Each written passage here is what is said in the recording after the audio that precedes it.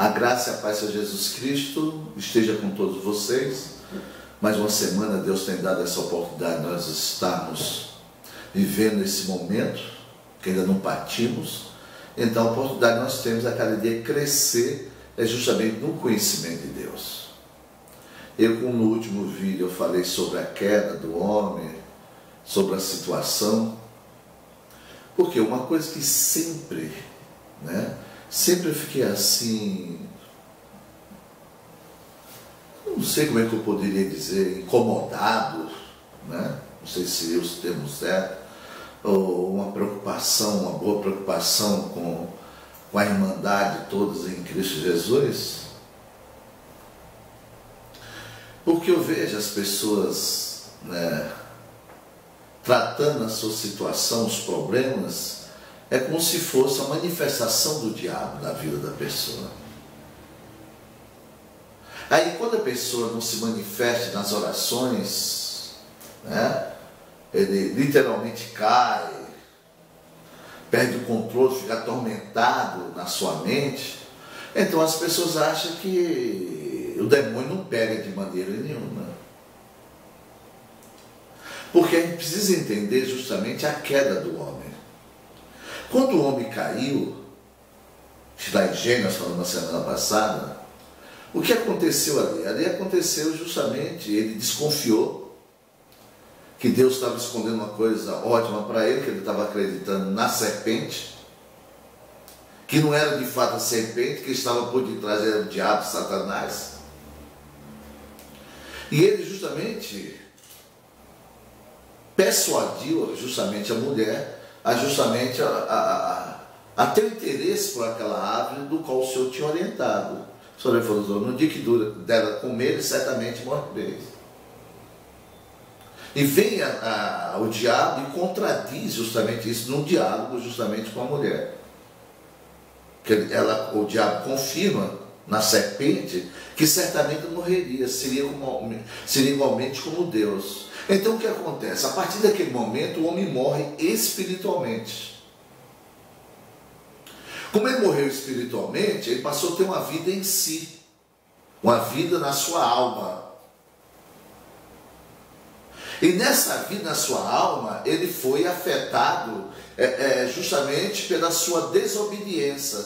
Então na desobediência a Deus, e obedeceu e sujeitou ao diabo, sujeitou ao mal, por isso como se tornou mal. Então toda a obra do diabo veio sobre o homem, veio sobre justamente a criação. É tanto que até hoje nós nascemos em Adão, as crianças nascem em Adão, com a natureza adâmica, uma natureza inimiga de Deus, a natureza que nunca pode ser sujeita a Deus de maneira nenhuma. Então a partir desse momento, tudo que o homem faz, vai crescer, desenvolvendo, ele está cometendo um pecado, um delito, ele está ofendendo justamente a Deus. Que é isso que eu observo, que muitos crentes, muitos irmãos, não observam isso. Ele muitas vezes compra e não paga, muitas vezes ele não é honesto nos seus negócios, no seu trabalho, muitas vezes é fofoqueiro, muitas vezes tem raiva, guarda o rancor do outro irmão. As pessoas não veem que essa obra que ele está praticando é do diabo. Foi o diabo que criou isso no homem. Então na vida em si do homem, na sua alma, o que aconteceu com ele? Ele passou justamente a executar as obras do diabo. E quando é que eu executo a obra do diabo? É quando eu não consigo fazer a vontade de Deus. Quando eu não consigo fazer a vontade de Deus, eu faço a vontade das trevas, do diabo. Porque não existe uma vida de sombra. Ou é luz ou é treva. Não tem vida de sombra. Aí o que acontece conosco? Aí a igreja em geral, as instituições em geral, com a sua liderança, eles aboliram a doutrina do pecado. Você não vê ninguém comentando pecado. E quando fala que o crente pecou, está em pecado, ele se zanga, ele se levanta, porque se sente ofendido. Não, você já está ofendido no pecado, porque você está fazendo a obra do diabo. Porque a Bíblia diz lá em 1 João 3,8, quem peca é do diabo. Por quê? Porque não estou fazendo a obra dele. quando eu guardo rancor, quando eu fico indiferente, quando eu critico o A, B, o C, o D, entendeu? Então, são essas coisas pequenininhas que eu, aqui na minha comunidade, eu chamo de pecado socialmente aceitável, porque ninguém repreende o outro. Quando eu sento com meu irmão para falar do irmão, falar do pastor, ou do obreiro, ou daquele outro irmão ou irmã, então esses pecados, eles estão constantemente dentro dos atos de Deus. Eles são associados por quê? Porque ninguém repreende, todo mundo vive dentro disso. Por isso que a igreja não entende, os irmãos não entendem, porque não avança no conhecimento de Deus, porque essas coisas impedem de crescer. Porque você leva uma vida, quer levar meia na sombra, e meia na luz e meia nas trevas. Não existe. Ou nós estamos de um lado ou estamos de outro. Não existe meio termo. Então, com a destituição da doutrina do pecado na igreja, que não ensina mais isso de maneira nenhuma, então o crente relaxou. Ele não está vendo que ele está fazendo a obra do diabo, isso que não cresce, não avança no conhecimento de Deus. Não vai avançar de maneira nenhuma. Então você não tem força para resistir. Porque a força do pecado é uma lei. Então, quando você justamente começa a sujeitar o mal, como exemplo, vamos dizer que você é uma pessoa gananciosa. Você se torna gananciosa. O avarenta, tudo seu dinheiro, aquela coisa toda. Quando você sujeita esse mal, ele te prende, ele te pune ali na lei. Você fica o tempo todo escravo. Então, como é que eu vou sair disso? Fazendo uma corrente de oração, passando o Vale do Sal, carregando um apetrecho para pôr em casa, para o mal não pegar, não. O mal está em nós. O mal está em cada um de nós. Então, por isso que nós, como filhos de Deus, nós necessitamos de conhecimento. E esse conhecimento vem através da palavra revelada, porque esse conhecimento é ter o conhecimento de Deus, o conhecimento da verdade, que além de nós ter a eternidade, como diz a palavra de Deus em João 17,3, é que você pode resistir o mal, porque a ordem em Efésio é nós não dar lugar ao diabo e depois vem resistir o diabo. Ele fugirá de Deus, ou fugirá de você. Então, como é que você vai resistir se você não tem conhecimento? Porque é o conhecimento que liberta nós. Mas não vai resistir lutando contra a pombagira, preto velho, Maria Mulamba, sete saia. Isso não existe, velho. Isso são conversas do mundo pagão, lá do mundo das trevas. Isso não existe. Há uma desconcordância com a palavra de Deus. Não existe isso de maneira nenhuma. Esse demônio não existe. Se existe esse nome no mundo pagão, foi para enganar o homem. Que o diabo é aquilo, e ele trabalhando através dessa obra. Você não vê o exemplo de Brasília? Aqueles ouviram no pecado, estudaram, são formoso, entendeu? Ocupam os maiores cargos da nação, mas é dominado pelo pecado, são pecadores eles. A ganância, a avareza tomou conta deles, que eles querem dinheiro, a cada dia mais e mais, não sabe o que faz com o dinheiro. Ele não tem como sair dali. Para sair dali, eles têm que justamente tomar a vida de Deus para combater. Mas nós, como filhos de Deus, já temos a vida de Deus em nós. Então nós precisamos justamente desse relacionamento, dessa comunhão com a palavra, para que nós fortalecemos e rejeitamos o mal. Nós rejeitamos em nós, na nossa alma. E ninguém pode fazer isso por mim. É você que faz por você, eu faço por mim. Então quando o mal manifesta, eu tenho que confessar a Deus. Ninguém pode fazer isso por mim. Eu tenho que confessar. A única coisa que meu irmão pode fazer por mim é me orientar. Ó, irmão Osmário, pastor Osmário, essa atitude sua aí pode te corromper, isso é perigoso. Então eu tenho que ser grato. Mesmo que eu não goste, tenho que ser grato, irmão. Porque Deus está trabalhando através dele para me orientar. Que eu estou sendo envergonhado pelo pecado. Você está vendo a situação? Você está vendo a realidade? Então aboliram. Não existe mais doutrina, é justamente o pecado. Por isso que o crente não luta mais contra o mal de maneira, ele não resiste o mal. Por isso que a igreja vem caindo de uma maneira assustadora. Entendeu? A igreja, entendeu? A igreja que é para ser um filtro, que é para filtrar tudo, a igreja está se tornando uma esponja, absorvendo todas as coisas do mundo para si. É isso que nós precisamos ficar atentos o tempo todo. Por isso não tem um avanço da igreja. Você vê os irmãos com a liberdade que Deus deu, correndo atrás de líder, apaixonado por líder. Não existe isso. A gente tem que ter um respeito mútuo um pelo outro. E no reino de Deus, volto a repetir, eu falei a semana passada, e trazado também, não existe líder no reino de Deus.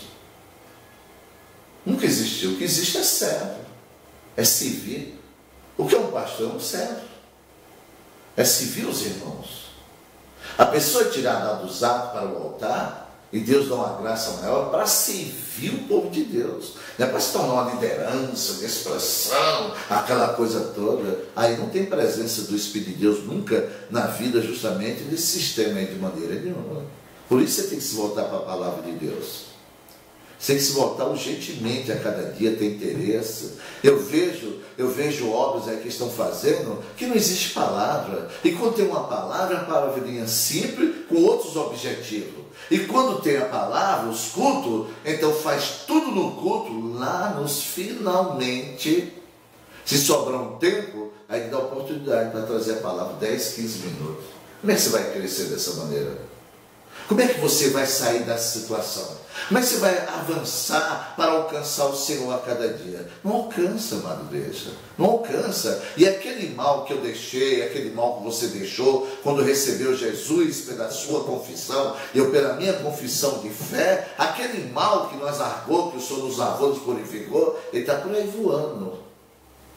Entendeu? Ele está por aí voando. Aqui não é morto, enterrado de maneira nenhuma. Aquela obra do diabo estava na minha vida, na sua vida, foi tirada, foi lavada, ele está aí vagando por aí.